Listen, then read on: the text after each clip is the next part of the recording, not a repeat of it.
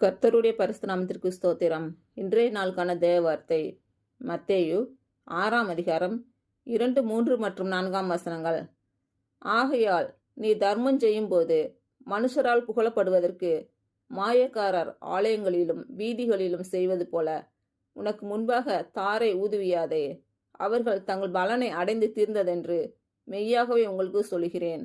நீயோ தர்மம் செய்யும் போது உன் தர்மம் அந்தரங்கமாய் இருப்பதற்கு உன் வலதுகை செய்கிறதை உன் இடதுகை அறியாதிருக்க கடவது.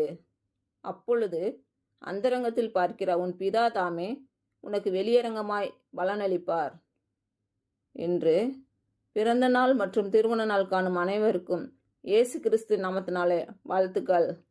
கர்த்தர் உங்கள் பலவீனங்களை மாற்றி உங்களுக்கு பலத்தை கட்டளையிடுவாராக. கர்த்தர் உங்களையும் உங்கள் பிள்ளைகளையும் உங்கள் பிள்ளைகளின் பிள்ளைகளையும் ஆசீர்வதிப்பாராக. கர்த்தர் உங்களோடு இருந்து உங்கள் பணிகளையும் பயணங்களையும் ஆசீர்வதிப்பாராக. ஆமேன்.